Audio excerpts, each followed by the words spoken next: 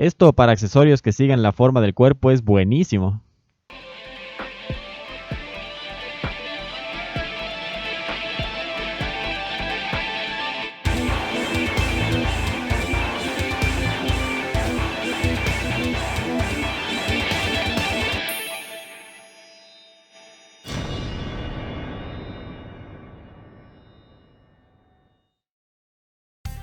Muy buenas y bienvenidos a esta cuarta parte de la escultura de mi busto de Scorpion, en la que empezaré a construir con formas muy sencillas la base, siguiendo la forma de las piernas para hacer las llamas y el diseño general del vestuario y los accesorios.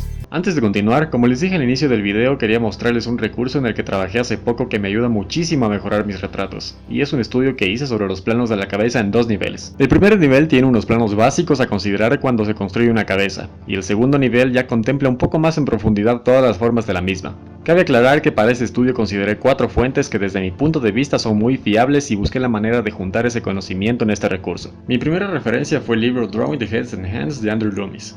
La segunda, el libro Anatomy for Sculptors de Oldie Science y Sandy Condrats, más varios estudios que han compartido en sus redes. Mi tercera referencia fue el libro Human Anatomy for Artists de Elliot Goldfinger y la última, el curso de anatomía del Gumroad de Rafael Grassetti. Así que bueno, ¿a qué voy con esto? Pues que esos recursos pueden ser suyos, pero para esto quiero proponerles algo.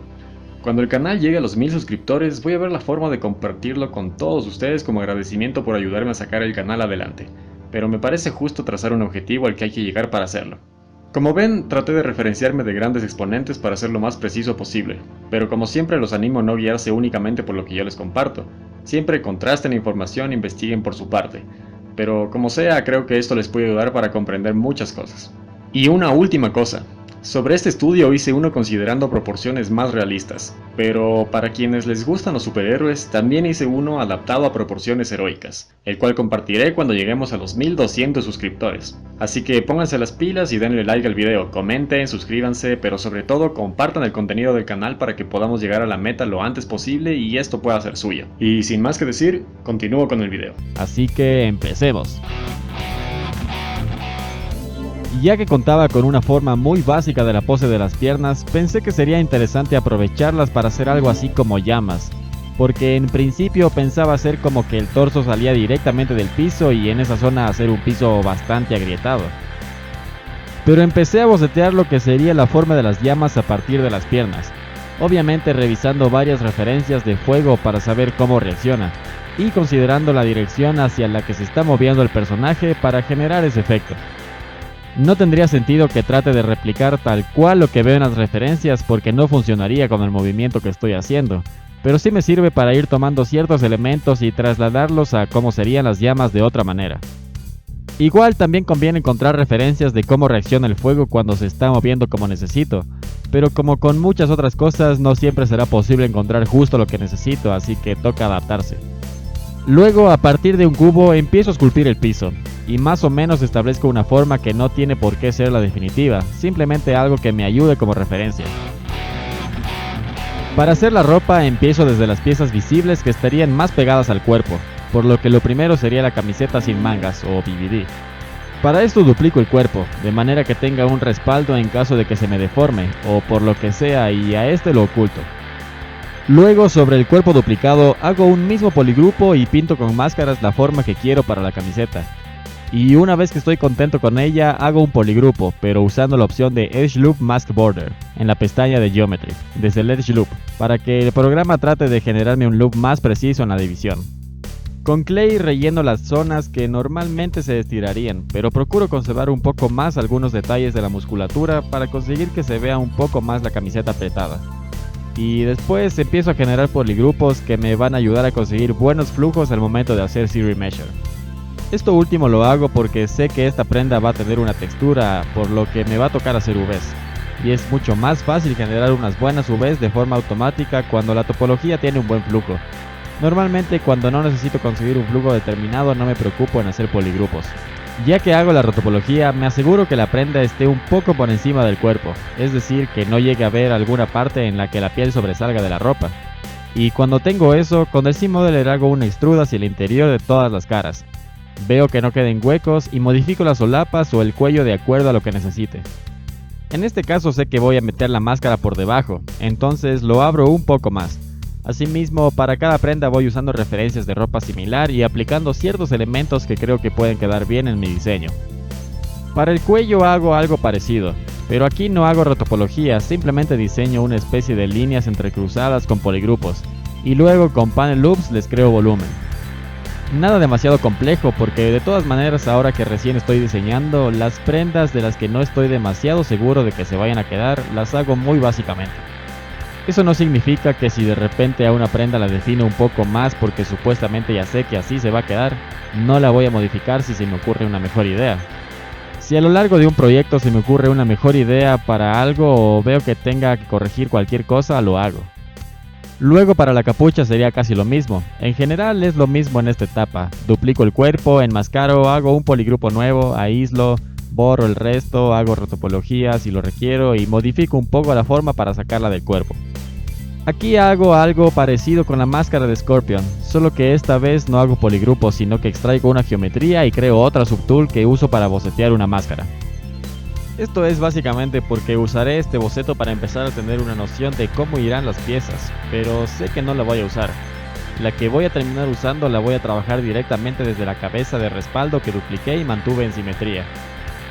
En este personaje me pareció que sería interesante manejar formas curvas que de alguna manera recuerden a las pinzas o cola de un escorpión, así como también mantener una línea un poco calavérica, y voy a tratar de repetir esos elementos en el resto del diseño. Sigo de la misma manera con la prenda amarilla más grande. También empiezo con el cinturón, enmascarando y extrayéndolo del cuerpo, pero en este caso no usé el extract. Les voy a compartir un pequeño tip. Cuando ustedes enmascaran o aíslan un área sin borrar la otra parte del objeto y luego empiezan a modificar la forma alternando con Alt el Clay Brush, van a tener mucha mayor manejabilidad de la figura, a que si aislaran esa parte y borraran el resto. Prueben las dos cosas y se van a dar cuenta de lo que digo. Por eso en este caso pueden observar que para el cinturón le empiezo a dar la forma en el mismo cuerpo enmascarado en lugar de borrarlo. Esto para accesorios que sigan la forma del cuerpo es buenísimo.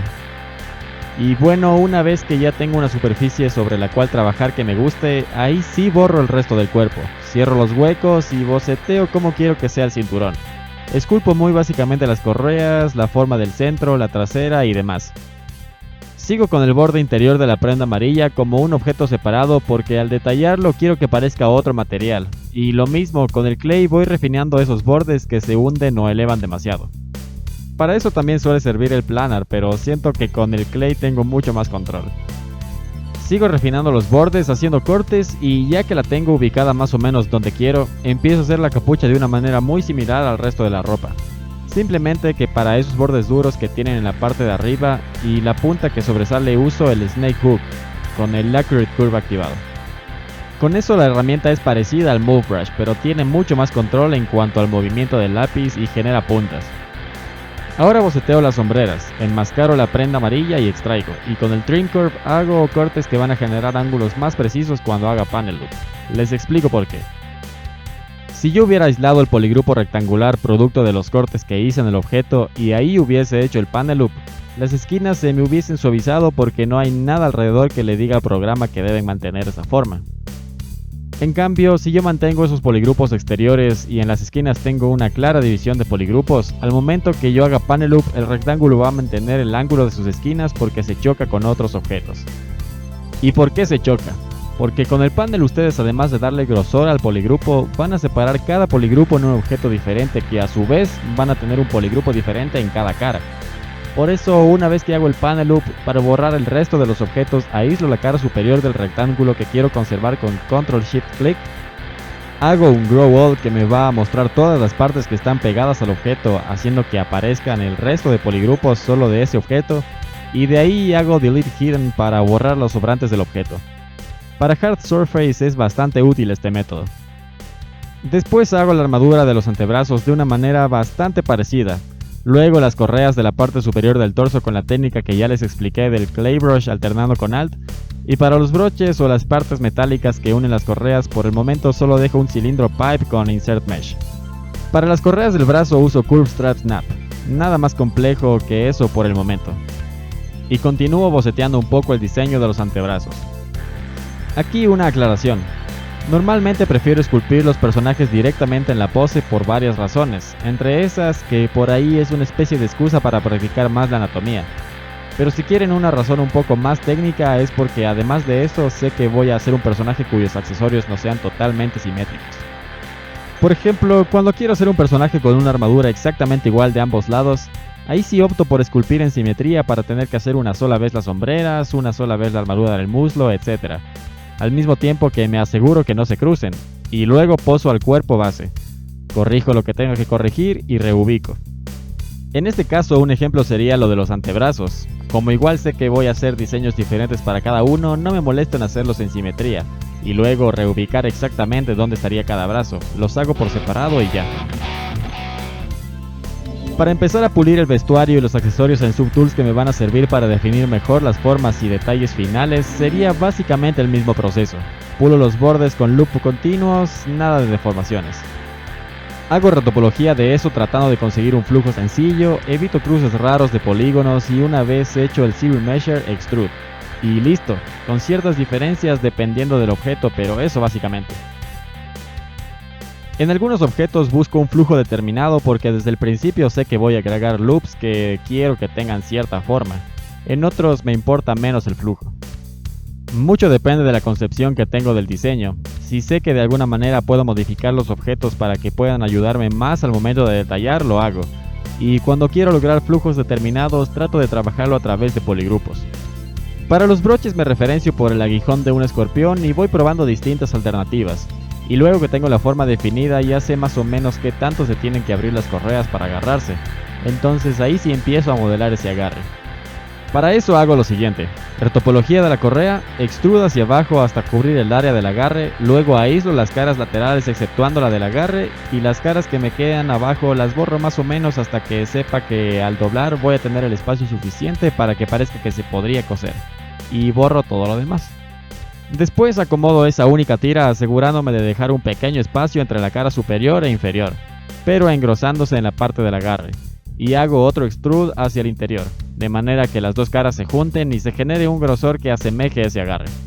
Repito lo mismo cada que hago una correa que se agarra en algún anillo o cualquier cosa, y tengo una forma sólida con la cual trabajar. Si se les deforma mucho, un truco para pulir los bordes conservando las esquinas es enmascarar los bordes con Mask Borders y luego en Deformation hago Polish by Futures y redistribuyo los polígonos. Ahora paso al cinturón, y como ya tenía una forma que seguía la forma del cuerpo, la uso, pero la empiezo a trabajar con simetría y diseño algo con los mismos elementos que comentaba antes, cráneos, aguijones. Uso referencias de máscaras cadavéricas, de cráneos reales, de dibujos. En muchas de estas se ve cómo fusionan la musculatura de la cara con el cráneo haciendo parecer que es parte de la misma estructura ósea. Y eso en muchos casos es bastante interesante porque se puede hacer un cráneo enojado, emocionado, etc. Un cráneo que exprese una emoción básicamente. Ya les había comentado que los cráneos no se modifican con la expresión de la cara, pero para algún diseño aparte como un accesorio o lo que sea que no pertenezca a la anatomía de la cara como tal, es interesante mezclar los músculos con los huesos para encontrar cierto sentido. No es cuestión simplemente de inventarse cualquier forma. Es algo así como lo que les comentaba en el video que subí de Taskmaster. Si tienen curiosidad, les recomiendo que vayan a verlo. De ahí, cuando ya estoy contento con el diseño, lo vuelvo a ubicar donde corresponde, y no lo detallo de más, prefiero dejarlo descansar. Continúo refinando la parte donde este sello se posaría, que es una especie de cinturón de cuero también. Creo los anillos y broches con primitivas y luego empiezo a probar con el Curve Strap Snap, diseños como los que boceté al principio en las correas del cinturón, pero con flexibilidad para modificar el diseño si veo que puede quedar mejor. De ahí lo mismo, cuando estoy contento con el diseño hago exactamente el mismo proceso que en las correas de la parte superior del torso. Aquí decidí agregar un broche medio grande para hacer que tenga sentido la colocación del cinturón, porque me di cuenta que con el anterior diseño no se apreciaba cómo funcionaría y después empiezo a trabajar mejor el diseño de la máscara. Nuevamente, como con el cinturón, tomo el boceto de la máscara y trato de ubicarlo simétricamente en la cabeza que guardé como respaldo videos atrás. Le hago Mirror and Weld para que ambos lados sean iguales porque en este caso sí me interesa trabajar las formas principales de la misma manera. Y empiezo a experimentar con los elementos que ya había establecido para el diseño, calaveras y aguijones y pinzas de escorpión.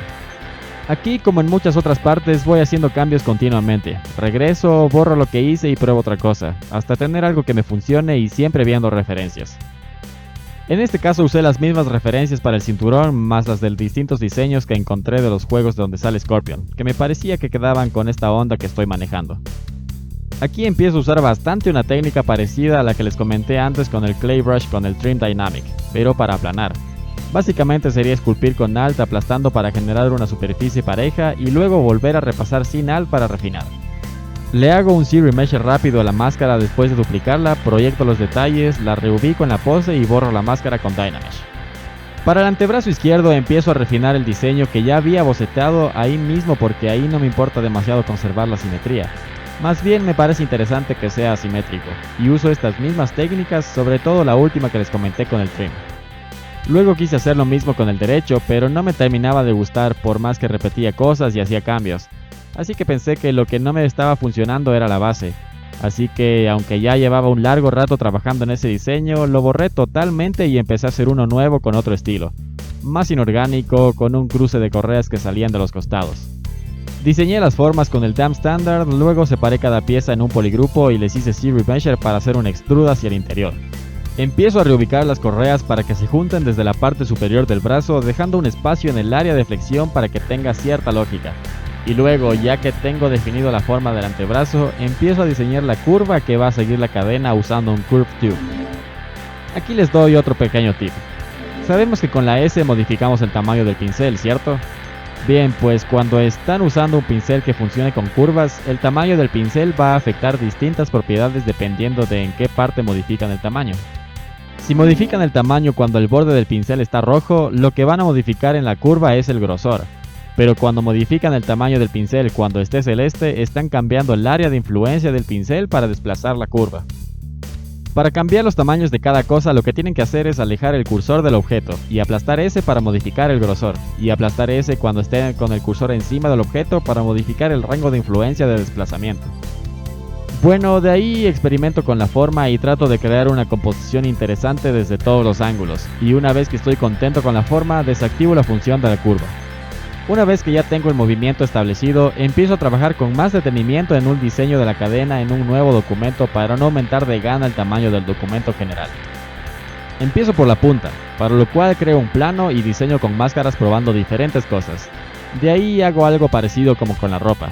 Uso Edge Mask Border para crear un poligrupo. Luego creo poligrupos desde las esquinas para crear formas bien marcadas cuando hago Z-Remeasure. Y una vez hecho esto, trabajo el volumen elevando desde el centro. Como tengo la pieza separada por poligrupos, al usar Polish by Futures voy a corregir esa elevación. A partir de aquí trabajo bastante con el C-Modeler. No creo que merezca la pena por ahora profundizar tanto en cómo se utiliza porque básicamente inserto primitivas y las modifico agregando loops, bridge y demás. Porque igual son formas bastante sencillas, pero si quieren que algún rato explique cómo usar el C-Modeler, díganlo en los comentarios y podría ver si preparo algo. Para el resto de cuchillas hago lo mismo que con la principal. Ahora empiezo con las cadenas, nada demasiado complejo. Empiezo a experimentar con las formas y finalmente me quedo con un estilo en la que cada pieza tiene puntas en los costados. Por la misma razón en que he manejado puntas en el diseño general y así mantener la unidad. Trato también de conectar lógicamente la cadena a la punta y de la misma manera con las piezas individuales de la cadena. Voy duplicando y colocando piezas por debajo de otras para asegurarme que la forma vaya a tener sentido al usarlas con Insert Mesh con la función de curva activada. Para ahorrarse trabajo, una vez que tengan las piezas individuales de la cadena, si quieren que conserven los bordes duros al subdividir, hagan crease a los bordes que quieren mantener con ángulos marcados y así cuando graben el pincel conservan esos bordes en cada pieza. Bien, para hacer un Insert Mesh que les sirva como curva deben dividirlo en tres partes. La primera marcaría el inicio de la curva, la del medio correspondería con los intermedios, por lo tanto será una forma que se repetirá a lo largo de toda la extensión de la cadena hasta llegar a la punta, que sería la tercera parte. Luego crean el Insert Mesh como harían con cualquier otro, y para usarlo activan la función Curve, dentro de la pestaña de Stroke. Y ya que tengo el Insert Mesh de la cadena, la reemplazo con la curva que creé al inicio. Una forma fácil de hacerlo es, primero borrando los extremos de la curva anterior para que cuando necesite usar un loop no rodee el objeto. Hago un crease en un loop con C-Modeler y de ahí dentro de la pestaña Stroke Curve Functions activo únicamente la que dice Creased Edges. pongo frame mesh y listo. Esto me crea una curva a lo largo del objeto, la cual ya puedo usar para ubicar la cadena nueva. Solo debo seleccionar el insert mesh que creé de la cadena, asegurarme que tengo activado la función de curve y con eso listo, hago clic sobre la curva que creé. Si les sale muy grande o muy pequeña, acuérdense de modificar el tamaño del pincel alejándose de la curva cuando el borde del pincel esté rojo. Luego ubico la punta de la cadena manualmente de una manera más interesante y con eso ya estaría. Con la cadena hecha al fin ya puedo posar la mano derecha, porque tengo todos los puntos de referencia que debo tomar en cuenta para mover cada dedo. Porque si la posaba antes, corría el riesgo de que al momento de ubicar la cadena no consiga una curva tan natural, y más bien habría estado un tanto forzada solo para que calce con la pose de la mano. O que hubiera ubicado la cadena bien, pero con la mano cruzada y teniendo que corregir la pose de la mano. Cada que termino una parte, me alejo y veo el personaje en conjunto desde varios ángulos para asegurarme de estar contento con ese nuevo cambio. Sigo con la parte inferior de la prenda amarilla, esa que está colgando. Para trabajar tela empiezo con planos, los escalo más o menos al tamaño que quiero y ubico las puntas superiores donde deberían estar y en el ángulo que necesito. Luego empiezo a agregar loops y reubicar las formas poco a poco, enmascarando y con el Move Brush o usando el Move para los bordes dentro del C-Modeler. Distintas maneras. Hay algunas consideraciones al momento de esculpir telas para que tengan sentido, como que desde el punto que se jala se empiezan a crear los pliegues, algo bastante lógico dirán algunos, pero aunque sepan esto les recomiendo que no se inventen la forma de la tela, siempre vean referencias. Y yo sé que es complicado encontrar la referencia precisa para lo que necesitan, pero pueden reunir las que más se apegan a lo que quieren y también tomarse fotos tratando de conseguir esa forma. Luego ya usando todos esos recursos empiezan a generar los pliegues de sus telas. También tengan en cuenta que no todas las telas reaccionan igual, mucho depende del material. Si hacen una como de cuero, los pliegues van a ser más gruesos que una de seda, y asimismo la reacción a los movimientos va a cambiar. La de seda es más susceptible a moverse mucho con el viento que el cuero. Ya que tengo la forma que quiero para la tela, hago extrude al interior y con eso ya estaría. De ahí que si quieren hacer algún diseño aprovechando la topología, lo pueden hacer. Yo en este caso, por ejemplo, agregué un extrude a los loops del borde porque me pareció un diseño más interesante. Ahora con la parte superior de la prenda amarilla hago lo mismo. Veo desde qué punto se estira, reviso referencias, si puedo también tomo fotos para tener una guía más precisa y empiezo a esculpir los pliegues poco a poco. A mí me gusta empezar a dar volumen con el Standard Brush y el Inflate con una intensidad baja. Refino un poco con Damp Standard y conforme voy puliendo los pliegues y agregando subdivisiones, el Orb Cracks 3 me parece preciso para esto. Los pinceles Orb los pueden descargar en el Gumroad de Michael Vicente. Me parecen tan buenos que configuré mi ZBrush para tener estos pinceles directamente en vez de tener que importar cada vez que abro el programa. Los uso para pelo, tela, metales, etc. Y si pueden hacer una pequeña donación mejor, están gratis pero se puede donar si quieren. Y lo mismo en la parte trasera de la tela, ya había dedicado un tiempo en crear los pliegues, pero como con el antebrazo derecho, por más que seguía trabajando encima y corrigiendo o cambiando cosas, no terminaba de funcionar. Así que borré todo y empecé de nuevo viendo exactamente las mismas referencias, pero esta vez sí me gustó lo que estaba logrando. Por eso siempre recomiendo que si ven que algo no funciona, por más que corrijan sobre lo mismo, borren todo y repitan. Muchas veces se hace más largo el corregir algo que no funciona para conseguir un resultado que no termina de funcionar que repetir el trabajo y arreglarlo desde cero. Antes de agregar subdivisiones a las telas, me gusta hacer un crease en los bordes para no perder la forma. Y luego suavizo o aplano un poco esas formas si lo necesito para que la tela parezca más delgada. Cuando empiezo a subdividir sin hacer crease, la tela se deforma de maneras que no me interesan. Suaviza las esquinas, me crea bordes mucho más delgados de lo que quiero o achica el tamaño general de la tela. Por eso prefiero hacer crease y luego aplanar si veo necesario, de esa manera tengo mayor control sobre las formas. Aquí decidí agregar una especie de línea dentada alrededor del borde de la tela amarilla para hacerla un poco más interesante. Y usé el Insert Cylinder Extension Brush, supongo que es Extension porque dice Ext, pero no estoy seguro, bueno ustedes me entienden. Y para ponerlo alrededor del borde hice algo parecido a lo que hice con la cadena. Solo que como ya tengo subdivisiones en la tela, no puedo usarla para poner un Insert Mesh. Entonces lo que hago es duplicar la tela y a la copia le bajo hasta el primer o segundo nivel de subdivisión. Aíslo los loops del borde que voy a usar y borro los demás polígonos. Para eso antes deben borrar los niveles superiores e inferiores de subdivisión, si no, no va a servir. Luego hago crease al borde, Frame Crease Mesh en la pestaña de Stroke como les expliqué con la cadena, y con el Curve Brush seleccionado hago clic en esa guía que se crea. Luego borro el resto y ya lo tengo. Y ahora al fin voy a empezar con los detalles. Probablemente es lo más esperado para muchos, así que empiezo diciendo que hasta aquí va a llegar esta parte. Ya está bastante larga y creo que será mejor dejarla hasta este punto. Imagino que la siguiente parte será la última porque aunque es un proceso largo no hay tanta ciencia con los detalles. De todas maneras quedan muchas cosas por explicar aparte de eso, así que los espero en el próximo. Si les gustó el video les agradecería mucho que me apoyen con un like, suscribiéndose, comentando y compartiendo si es posible. Así yo sabré que hay interés en este tipo de contenido y seguiré trayendo videos donde explico paso a paso cómo hago estos proyectos. Les recuerdo que si quieren revisar partes concretas del video, en la descripción les dejo el tiempo exacto de cada una. También si quieren ver mi trabajo un poco mejor les dejo los links a mis redes, Instagram y ArtStation. Así que sin más que decir, me despido. Hasta la próxima.